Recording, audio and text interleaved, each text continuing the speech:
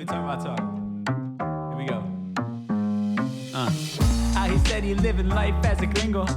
Where you question where you fit in every time you mingle. They say you do this with not enough that. My rapping is really bad. This life as a gringo. Yes, hello, and welcome to another episode of Life as a Gringo. I am Dramos, of course, and it's Thursday, so it means time for our Thursday Trends episode. And man, a lot to talk about today on today's show. It was nice to have the Bad Bunny Love Fest on Tuesday's show. If you haven't checked that one out, I think there's a lot of value there. Personally speaking, not to toot my own horn, but anyway. And now we're back to the shits here of what is life and so much fucking craziness going on, particularly as we head into this new administration. We'll touch on that. We'll touch on Biden's farewell speech that happened last night. We'll talk also about Meta, which is the company that owns Facebook and Instagram. There's some policy changes that are just ripe for people to increase their hate speech and misinformation. Not surprising, but scary. We'll also talk about this weird story allegedly tying Peso Pluma to a Mexican cartel. And then on a positive side of things, we'll stay in Mexico here, and we'll talk about how Mexico's firefighters have come to the aid of the city of Los Angeles. And just a beautiful display of humanity, if you will. So we will talk about all that. As we always do, let's just start with the nonsense, the BS, in a segment we call For the People in the Back. Say it louder for the people in the Say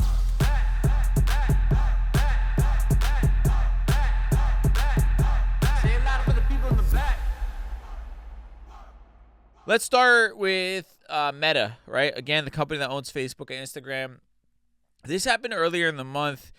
I feel like I might have mentioned it in one of the episodes. I don't think I dove super deep into it, but it's interesting, especially during these conversations. Is TikTok seems like it's inevitably going to get banned, even though there's a bill that was placed or written up suggesting the ban to be temporarily placed on hold for now. And there's also different rumors of people allegedly wanting to buy TikTok. I think Elon allegedly, which I think came out as it's not real, or the people from TikTok said they don't have interest in selling it to Elon, or selling in general. Mr. Beast has also been talking about this. That dude, Mr. Wonderful from Shark Tank. A lot of nonsense with TikTok and social media in general. But this particularly was scary, and I had an article that I read today on MSNBC that reminded me of it. But talking about Meta's new policy changes. So if you're not familiar, Facebook essentially, and Instagram too, I think you saw it, they would fact check. They would use independent companies essentially who I believe through AI would fact check posts, and you would then see on the post hey, this has been proven to be false, or whatever the case may be. So it was an effort to slow down at least the misinformation that's been running rampant on social media, particularly around conspiracy theories, and especially with this last election and a lot of the bullshit that comes out of the MAGA crowd. This was sort of hey, let's sort of push back against the false information that is literally making people hate their neighbor. Which, to me, when you talk about regulation, some regulation is good. I've worked in radio and media, television as well, and we are expected to uphold certain journalistic standards, and we have to use words like allegedly, right? To protect ourselves from potential lawsuits. We saw Fox News had a gigantic lawsuit in terms of the company, I think it's called Dominion. They're the ones who were in charge for the voting machines, and they filed a huge defamation lawsuit against Fox News and won. Right? So there are certain ethics and standards that we have to uphold in the media to make sure that we're not using our platforms to spew just completely false, ridiculous information. Even though Fox News and platforms like that seem to get away with it, there's still some sort of guardrails. Whereas social media has basically been the fucking Wild West, right? Prior to these fact-checking things. Because even Fox News has like their line essentially, right? Whereas like social media is where you hear about, Hillary Clinton being a lizard that like, is running a child sex trafficking ring underneath a pizzeria in Washington, D.C., right? And like that's like internet fucking conspiracy theory weird shit that like even Fox News wouldn't touch out of fear of repercussions. But on social media, a random person posting a fake story, it's like nobody's really going to go and track down Johnny from down the street at the source after this thing's been shared 1,000,001 times or whatever it might be, right? For the most part, they're not doing that. So social media is a little bit scarier of a place, and in particular, what makes it scary is that in today's day and age, it's becoming more popular than mainstream media. It's where most people are getting their news and their information, where most people are spending the majority of their time. And because it's become such a integral part of our everyday lives, that's why I'm like, there has to be regulation, because it's literally turning people batshit crazy. Like, really, really is. And unfortunately, it seems like we're taking a step backwards here, as you have basically the largest social media company announcing these policy changes. So under Mark Zuckerberg, who's the CEO of Meta, they talk about how they've revised their content moderation policies, particularly concerning LGBTQ plus community. They have a shift in hate speech guidelines. The company has relaxed certain hate speech policies, allowing content that was previously restricted. This includes permitting discussions that may target individuals based on gender or sexual orientation under specific contexts, citing alignment with quote-unquote mainstream discourse. They have internal and external concerns, stating these changes have led to internal dissent among Meta employees and criticism from journalists and LGBTQ plus rights advocates. There are fears that such policy adjustments could increase prejudice and discrimination against LGBTQ plus users on Meta's platforms. They're also removing pride-themed features. Meta has quietly removed transgender and non-binary flag themes from its Messenger platform, which were introduced during the Pride Month in previous years. This move is seen as a retreat from earlier supportive gestures towards the LGBTQ plus community. And overall, these highlights suggest a shift in Meta's approach to content moderation, raising questions about the balance between free speech and the protection of marginalized communities on its platform. And even when Elon Musk took over Twitter, which is now X, there was a rise in hate speech. There was like statistical numbers of like the way that the N-word was used. Donald Trump was put back on the platform when he was initially removed for hate speech. And I think, a lot of people will say it's just words, it's just the internet, it's just somebody in the comments. And I think we ignore or want to have this blissful ignorance to the fact that we live in a world where words matter. And words have always mattered. But as we live in a far more isolated society, where more and more people are existing behind a screen rather than existing in the real world, and algorithms continue to feed us more and more of what we want to see rather than the reality of life, right? They continue to keep us in our bubble and reinforce our greatest fears or our weirdest interests or whatever. Even those of us who just enjoy being on social media and aren't crazy people, it reinforces whatever we want to see. And because it's such a part of our life, as I said, I mean, the hours that we spend on it weekly is crazy. It's you know, a unavoidable part of our daily existence that has the potential to cause great harm to our society as a whole. And we've already sort of seen that with these last few elections, with a lot of the just overall hate and lies and fear-mongering and everything that's been happening. And it's just interesting, like, why do you have to ease up on how you police hate speech, essentially? And, like, their argument will be like, well, we just got people are being too weak and too woke, and we got to toughen them up. It's like, dude, in what world is somebody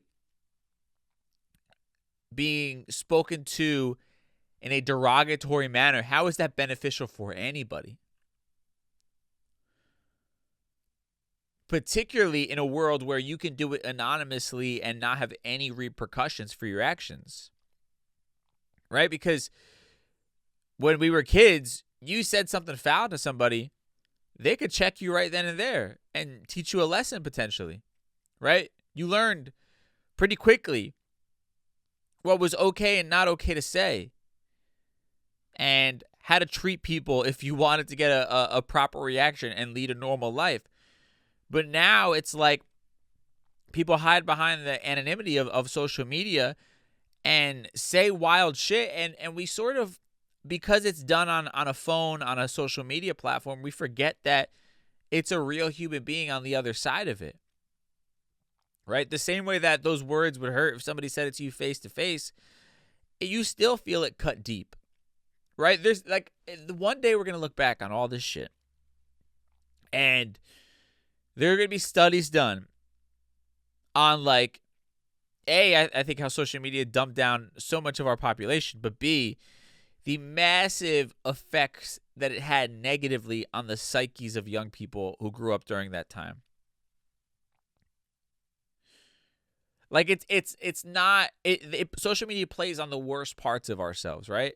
And I don't want to stand up here on my fucking pedestal and, like, on my platform here and, like, you know, be preaching to anybody. But, like, it's a reality. It plays into all of our insecurities, our worst fears, right? Like these conspiracy theories and stories, and they're meant to rile us up.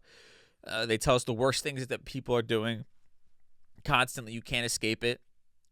People are sharing their highlight reel as a means to make themselves feel important, and then it makes others feel like shit that they're not seeming to be living as great of a life. It plays on our need for external validation, so we sit there and do all kinds of weird shit to get attention on the internet, and we have no problem giving up the most intimate parts of ourselves for that external validation because it's easily there. We are just like becoming this vain, superficial society. You know, it's and I love, this is coming from somebody who loves social media, right? Like, so much of what I do is thanks to social media. But it also just drives me crazy, our inability to, like, separate it all. And that's why, like, these companies need to bear responsibility, because unfortunately, we, the public, are not able to police ourselves, right? That's why we have laws in this country and in the world in general, and sort of moral codes that we follow, because we are our own worst enemies, and we need those guardrails in order to not be just fucking completely destructive to ourselves and one another. And this is a scary sort of direction to be moving in. And I saw, like, a clip on TikTok of Mark Zuckerberg. You know, he's like full on red pill guy now, right? And it's so funny how, like, these guys who, you know, even if like a quarter of The Social Network, that movie, is true, Mark Zuckerberg is a guy who basically never had friends, essentially created this app because he was mad at a girl, or was trying to get the attention of girls, essentially trying to be somebody, right? And now that he's achieved success, has conflated the idea that he's now somebody with the fact that he's just a rich guy who people know, right? Like, he's still struggling to be likable, right? Like, these are people who starve for people to like them. They want to be considered quote unquote cool and, you know, attractive and friends with the coolest people. And like, even how he's like rebranding himself with like he's wearing like the streetwear boxy t-shirt with the gold, you know, tennis necklace, right? And he's doing, you know, fucking MMA and like all this, like, and listen, God bless him. You're allowed, any of us could be doing those things, but it's very obvious, like, trying to be Mr. Cool. And then he was on that Rogan podcast and he was talking about how like workspaces are becoming, you know, too feminine. I think we got to toughen up a little bit. It's like, bro, who you? Like, you are if we were to, and I hate talking these terms, but like, let's stoop down to their level for a second. You want to live in a jocks and cheerleader society? I hate to break it to you, buddy, but in a jocks and cheerleader society, you are at the bottom of that totem pole. You are at best somebody who gets friend zoned, right? More realistically, they don't even remember going to school with you, right? That's where you exist in that lifestyle, and your money and your fame has confused you into thinking you're somebody that you're not, right? And I hate even talking in those terms, but it's like the reality check that these guys really need. But it's I guess my greater point is these guys, what you're seeing with like him and Elon Musk, these are people who are wildly insecure, who are dealing with all types of like childhood trauma and, you know, starving for the acceptance of others, Donald Trump being another one. And now that they've gotten fame and money, they are sort of acting out all of their unhealed trauma at the detriment of society, essentially. And that's the fucking scary part about it, because no matter what way you slice it, even if they're not, as human beings, anybody you'd want to associate with, they are incredibly powerful people who hold much of the world in the palm of their hands, based upon the social media platforms they own, based upon the fact that one is a fucking president of the United States now, again. And when you have people who literally are just acting out their wounded child fucking fantasy and are essentially now just narcissists as a result of like being deprived of a happy and healthy upbringing, essentially, they're now going to fucking get all that they wanted in this life at the expense of the everyday person, of the rest of us, essentially. And that's what's scary about all of this, and like why, you know, I harp on these things. It's like, you know, like these are not the people that should be in positions of power, because they're really selfishly only in it to make happy the wounded part of themselves, right? It's like we'll stay on the topic of men, right?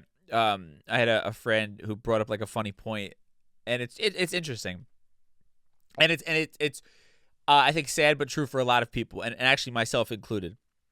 But she was saying how a lot of men get like their heart broken at a particular point in life, usually when they're like younger, like maybe teens, early 20s, and that it transforms them into being a complete and utter asshole towards women for basically like the rest of their life, or until they sort of get a grip on that, right? And I mean, you know, like guilty as charged.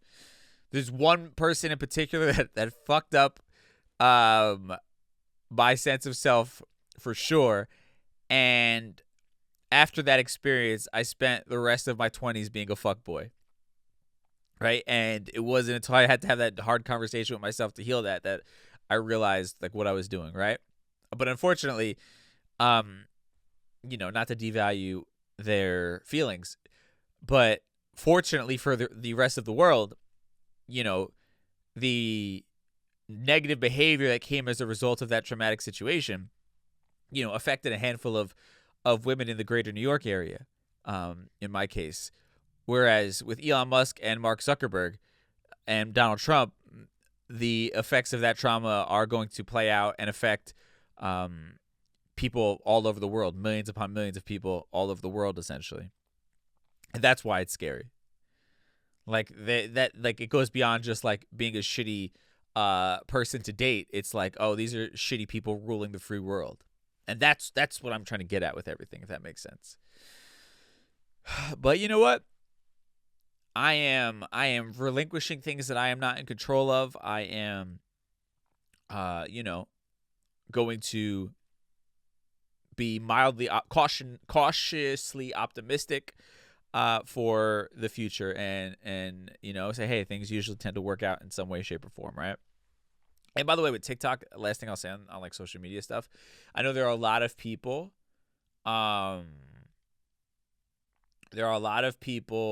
who are really bummed about TikTok leaving, specifically beyond just the entertainment part of it. But there's a lot of people who have utilized that platform for their company, their career in some sort of way, their artistry, and they're scared of the fact that it's now gone. And I get it.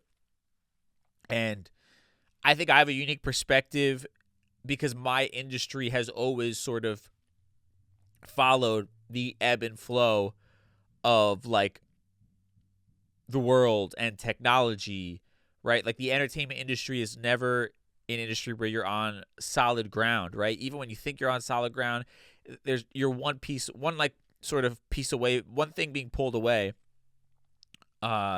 from it all sort of crumbling down and you having to rebuild again. And I've gone through that so many different times, whether it's, regime changes, like, so the boss that brought you in is now gone, right? And like, I think I think anybody can probably relate to this to a certain extent, but in a creative place, it's like what happens with a lot of artists with record labels, right? And now I'm turning this into a whole long explanation, but bear with me. Like, you have an A&R person who's the person who's in charge of finding talent and nurturing talent at a record label. And they see like an artist that they love and they have a vision for them, and like they are like, oh, I think this person is going to be great, and I have an idea of how we could sort of build them up into the artist they were meant to be. And a lot of times what might happen is, oh, that A&R person now gets fired or gets a job somewhere else. You bring in a new person and they don't see the same vision for that artist, or they don't believe in them the same way. And now that artist got shelved, or the plan that was going to be in place is kind of half-assed now because they're no longer a priority, right? That new person has like another artist that they have an eye on that they think is the next big thing, and that's the new priority. And now for that other artist that was like, oh, I'm about to have my big break, it's like they're back at ground zero. And that is the unfortunate part of being in a creative field where you rely on partnerships because you're never really in control. And to a degree, this happens in corporate America, right? With like recessions or, industries dissolving and things like that. But I think it moves at a slower pace. Whereas in creative places, it's kind of like, one person quits, gets fired, whatever. All of a sudden, everything is gone now, and it's a rebuilding phase, right? It's kind of like a sports team as well. And I guess what I'm getting at is with these social media platforms, you have to understand you don't own it. I don't own it. And I'm saying that, like, I know I never was big on TikTok, so I don't feel the pain of it that much. But if Instagram was gone, yeah, I'd be pretty devastated and bummed about it and kind of like, what the fuck, man? But again, you have to go into it with a mindset that you don't own this. So you have to always be thinking a couple steps ahead, right? You can't think that that it's always going to be this way forever. These are lessons I constantly have to remind myself, and I forget. But it's like, dude, ebbs and flows, right? You got to think like when a TV show gets canceled or something like that, not only are like the actors out of work, bro, that's an entire crew of people, camera people, crafts and services, producers. everybody that has to go and find a new gig.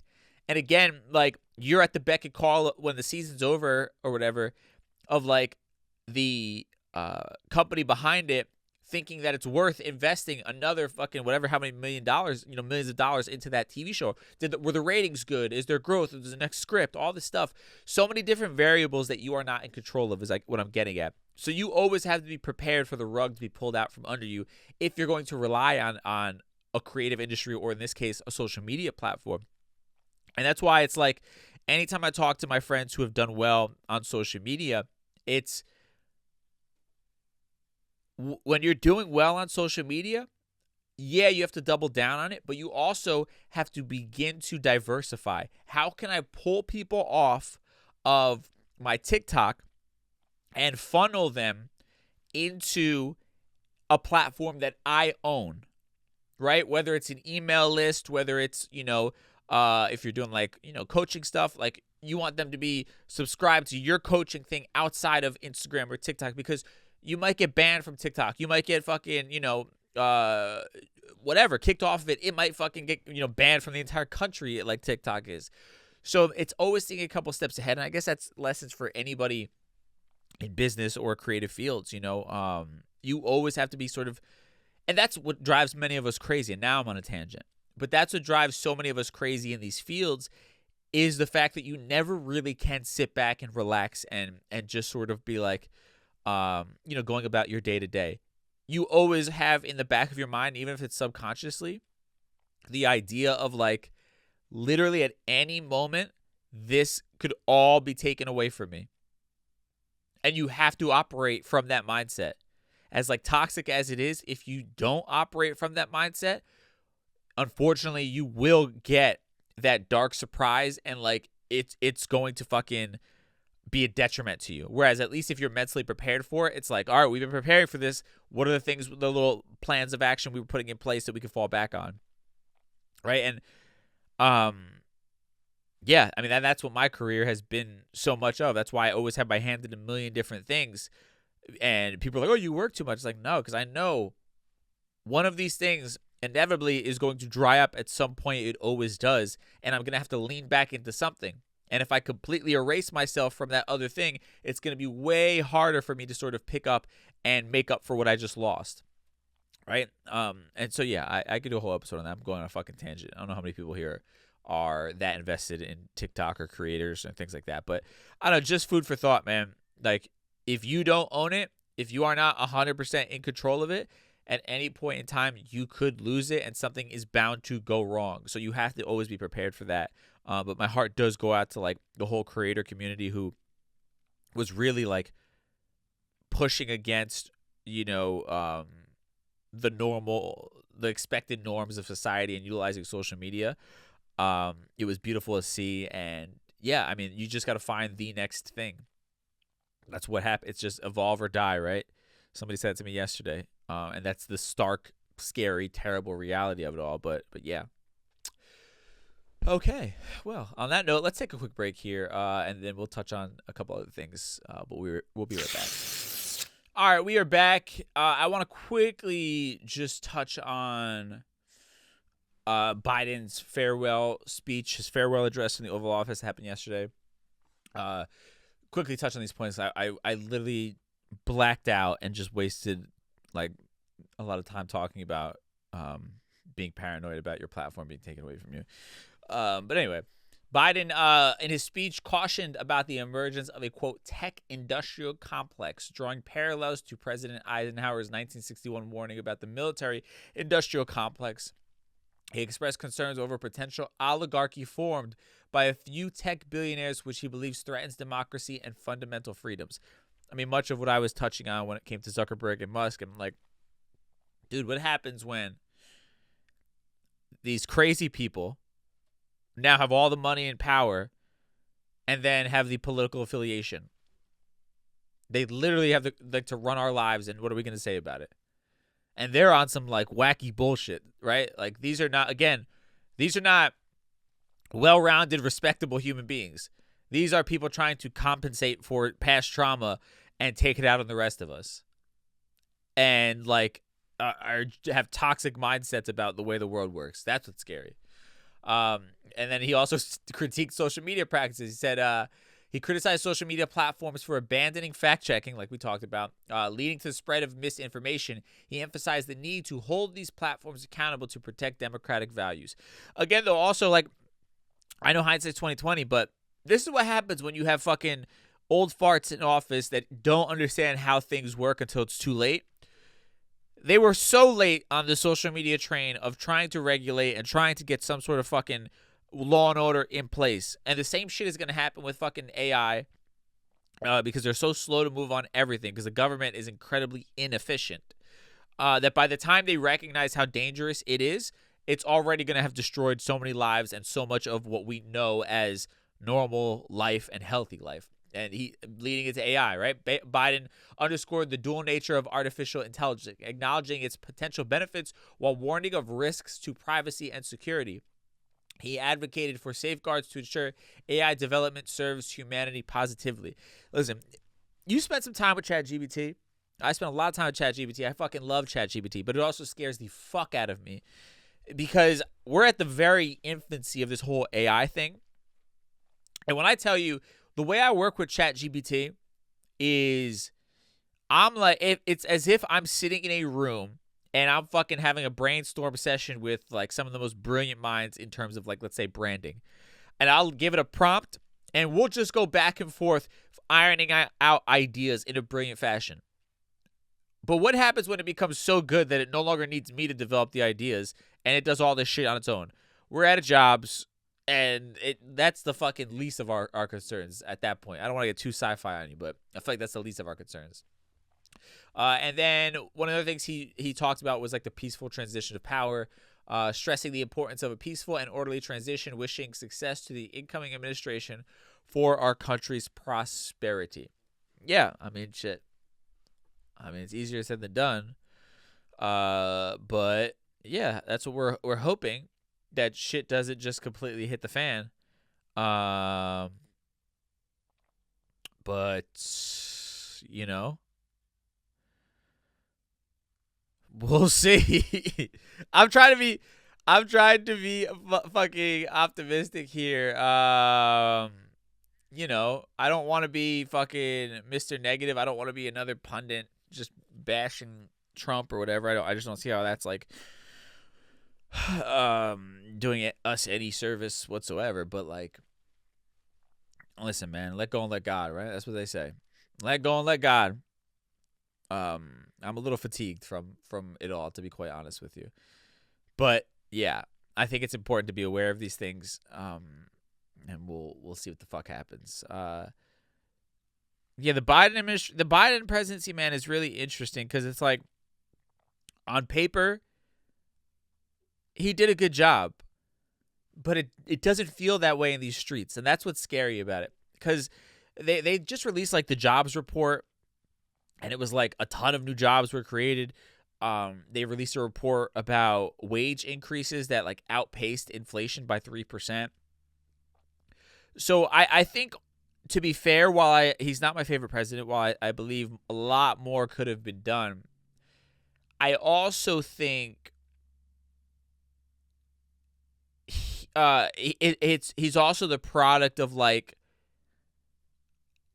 I think, an inevitable shitstorm that was unavoidable, not even just from all that happened with the pandemic, which by all accounts he led us to one of the best recoveries of any country in the world, but I think he's also sort of the fall guy for just decades of abuse at the hands of corporations, which, by the way, you can also say he was a part of that by not doing something when he was in Congress. But I think we're at a point in this country where the foundation is beginning to crack as a result of decades of negligence. And unfortunately for him, again, depending on how you look at it, because he's also part of the problem, I think a lot of the issues have come to a head during his presidency, right? Because that last statistic, that's the last thing I'm going to say on it, about like people are like, oh, inflation and like our job. So the wage increases apparently are like outpacing inflation. But the problem is wage increases have not kept up with the cost of living for such a long time that these small percentages aren't enough for people to truly feel like a sigh of relief. And that is, I think, the bigger that's why it like doesn't feel like anything when you talk to people in the street. And I think that is sort of going to be when you look back on it, it's like the inability to fill in the gap as to you're telling us you've made record job numbers, that wages are higher than inflation, wage increases have outpaced inflation. But why is it then that people, the everyday person, feels like they're struggling more than ever? Like something isn't adding up, and I think that's a big detriment to why he's leaving office. Incredible, like his approval rating is horrible, and why Kamala Harris didn't win was their inability to explain the gap between what's being said on paper and what people are actually feeling. And I'll leave it there. And last thing, I'm gonna quickly touch on this.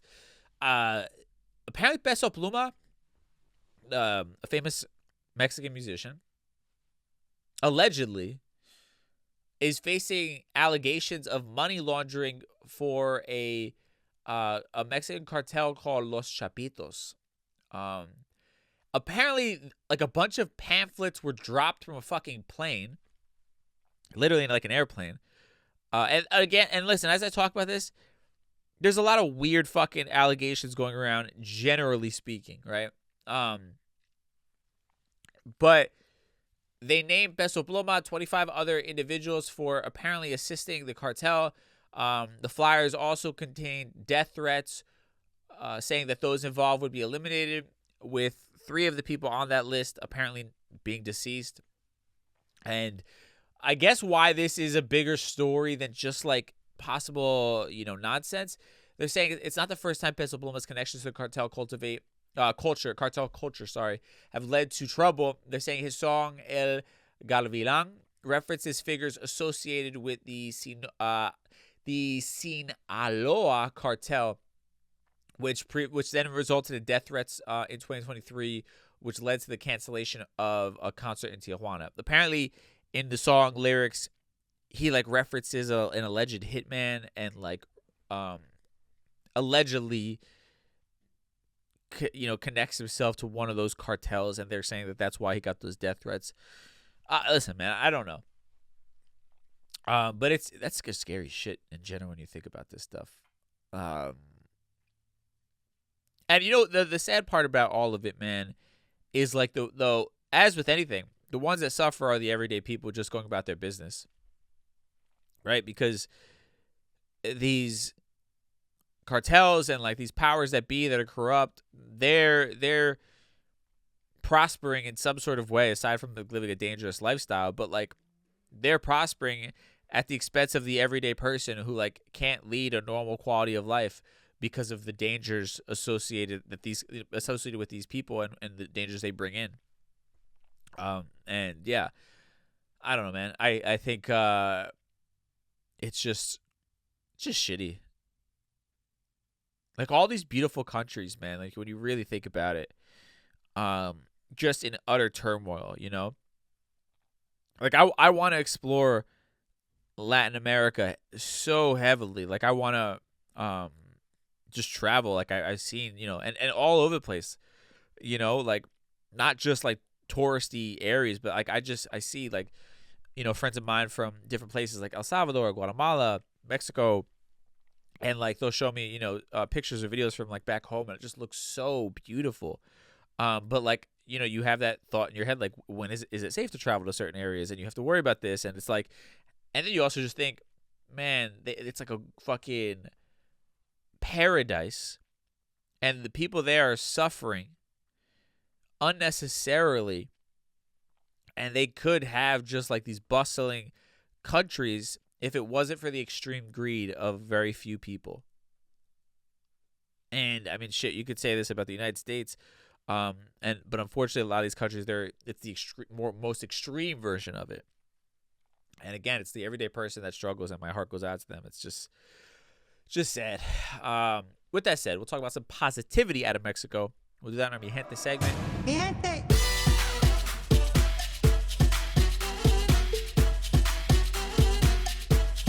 All right, so I want to touch on this. We know about the devastating fires that are happening in Los Angeles. It's collectively burned 37,000 acres and more. God damn, 37,000 acres destroyed, countless structures, obviously, and now you had more than 70 firefighters from Mexico arriving to assist in containing the fires. Now, the firefighters, including specialists from Mexico's National Forestry Commission and military personnel, received orientation and training upon arrival to integrate effectively with the U.S. crews. Their deployment underscores the importance of international cooperation in addressing natural disasters. California's Governor Gavin Newsom expressed deep gratitude for their support, highlighting the significance of cross-border assistance during emergencies. The Palisades fire, which began January 7th, has been particularly aggressive, affecting areas like Pacific Palisades and Malibu, and is currently 11% contained. Damn, only 11%. The combined efforts of local and international firefighters aim to expedite containment and mitigate further damage. Salute to these firefighters, by the way. They got no fucking skin in the game, right? The average person in this country, according to how they voted, does not want to see them cross this border. They want nothing to do with them. They believe that they are all criminals, essentially. Yet here they are, risking their lives helping out. Now, I'm sure they're I'm sure they're getting paid, but even still, like, this speaks to a larger conversation of how incredibly unnecessary it is to lead with this sort of asshole mentality of everything is us versus them. Because what ends up happening, at some point in time, life hits you and you need some help. And thankfully, these 70 firefighters from Mexico still showed up. But that's why it's important to have positive relationships, as they said, so that we can help one another out. When things like this happen, when we fall short, we have people to help pick us up. I mean, it's just a fucking rule of thumb for life. But like, it's like sad that these are like elementary school lessons that, unfortunately, because of their past, people like Donald Trump don't seem to grasp. And in moments like this, it showcases the importance of having positive relationships, particularly with your fucking neighbors. But, this is also just, it's humanity, man. And it's a beautiful reminder of, like, or a beautiful vision of people getting together. Even like some of the charitable stuff I've been seeing, people from even New York, they've had drop-off locations so they could send over clothing and things like that to those affected by the fires in Los Angeles. And, it sucks that it takes these sort of horrific moments to remind us of our common humanity. Unfortunately, we as human beings have a condition that we seem to just only look through a very skewed lens of, like, negative until there's, like, dire tragedy, or we sort of, like, think that we're, like, I don't know, we forget that we're all in this together. That we're literally all, no matter your country, language, racial affiliation, we're all on a fucking floating rock in space, and we're all relying on each other in some way, shape, or form to exist every day. Like, I was thinking about this as I was about to record, and I was trying to, like, give myself a pep talk, because, I had a couple things sort of like, as with anybody, you make a plan, you start working towards it, and then it's like fucking, all these little fires start popping up. And reminding myself of a message I shared in here: life is not personal, right? It's just life. Things more often than not do not go according to plan, right? And I was just like, and I told myself in a practical sense, think about all the things that have to go right just for you to go from your house to the grocery store and get back. Your car has to start, right? Which isn't necessarily a given because random shit happens to cars just from using them, right? Your car first and foremost has to start. Then the hundreds of people you have no choice but to interact with on the road, getting to the supermarket, all have to not do something stupid that puts your life or their life at risk. Then when you get to the supermarket, you have to, like, a bunch of employees had to show up. Somebody had to open the doors. The electricity had to turn on, right? So that means the entire electrical company and grid in that area had to function as it was supposed to. The, deliveries needed to be made, and that's a whole nother system of, like, either the goods had to be created or the fruits and vegetables had to be gotten from some farm. And then somehow, some way, a system had to happen to deliver that to your specific supermarket at a specific time that's available for you to get there when you want to make your fucking banana pudding recipe or whatever the fuck it is, right? And then, when you go to pay, if you're paying with your card, you have to hope that nobody stole your identity the night before without you realizing it, and now you have no money in the bank, right? And then again, you have to get in your car and make that trip back home and hope that the hundreds of people on the road don't do something stupid that makes it, makes something happen that you can't get from A to B as planned, right? And that's, again, just going grocery shopping. So, like, and you're relying on a community of people, essentially, just to get that done. And I think that's like an hour of your life. And I think collectively we have to sort of understand that as we're living and going about life and doing different things, we're all sort of playing this part in some sort of way indirectly. And we're all connected in that journey. So we need to have a little bit more humanity and understanding of, like, we're all not only working for a lot of the same things, but we're all playing an integral part in just, like, living life. And we're all in this together every single day, every minute of it, every hour of every day. And we should be treating each other as such, as, like, valuable parts of us being able to live our life is what I'm getting at. Yeah, tangent over. With that said, let's tie everything we talked about today in a neat little bow in a segment we call Conclusion Stew. Time for Conclusion Stew. All right, so social media policies, it's going to be interesting, man. It's going to be interesting.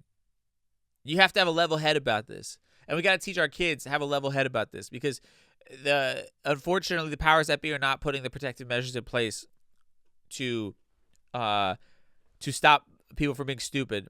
So we ourselves have to take a responsibility of not being stupid and then also not raising other stupid human beings, essentially. And just recognize, like, the detriment that social media can have to our lives if we don't have certain guardrails in place. And again, it's sad when the most powerful people in the world are the sort of egotistical maniacs who are trying to make up for years of trauma and doing it in the form of, like, toxic masculinity at the expense of the rest of us. But, let go and let God, right? That's what they say.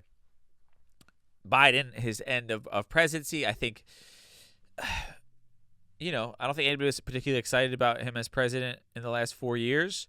I don't think it was quite as bad as many will make it out to be. But I also think he didn't do himself any favors.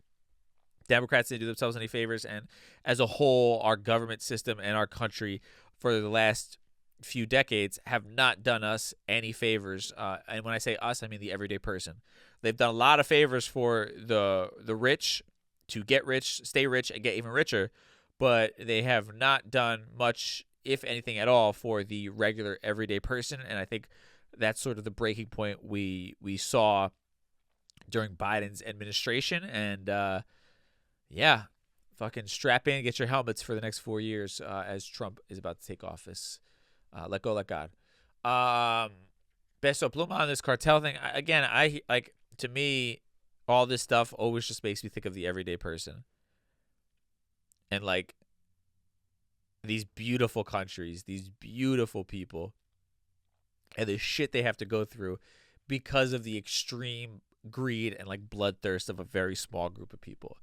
That's what breaks my heart more than anything else. Like, bro, I watched a thing on Cuba the other day. I think I've talked about this, but like,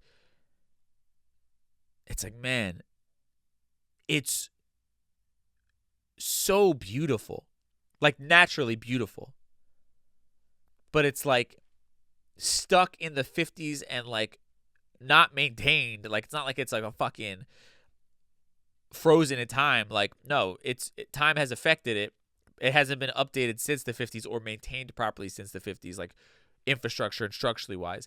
And it's so fucking sad because it's a beautiful place with beautiful people who are creative and like have so much to offer the world, but because of the thirst for power of a few people, they're all suffering as a result and not being able to live up to their fullest potential. And that breaks my heart so much. And then, you know, the firefighters coming from Mexico to help out in LA. Like, again, it's just like, it's humanity, man. And that's why we shouldn't be villainizing and generalizing people, entire groups and ethnicities of people, just for the sake of like feeling strong, basically being American, being masculine, and blaming somebody else for our problems. These are real human beings, and it's in moments like this that you see the common humanity. And again, it's like, I wish we could have more of that each and every day and operate from that place of like, we're in this together, rather than always trying to villainize somebody else. And sort of like, I don't know, man, we seem to thrive off of a lot of negativity as human beings, unfortunately. And even more unfortunately, a lot of times that negativity is directed at a certain group of people, as a means to like, you know, make us feel better about ourselves. And it's just so fucking sad. And unfortunately, when you have people in power that operate that way, it begins to trickle down and rub off on the everyday person. And I think that's what we're seeing as like a culture, as a society right now. With that said, once again, let go, let God. You know, whatever happens, we roll with it. We're gonna be all right. Just like I said with the social media, like, you know, just keep thinking a couple steps ahead, folks. That's what we got to do. A couple steps ahead. That's all I could ever say, suggest, and tell myself to keep on pushing forward. Surround yourself with people you love, the things you love. Be passionate about the stuff that is important to you. With that said, have an amazing weekend. I appreciate y'all. I will catch you on Tuesday with a brand new episode. Till then, stay safe, and we'll talk soon. Peace.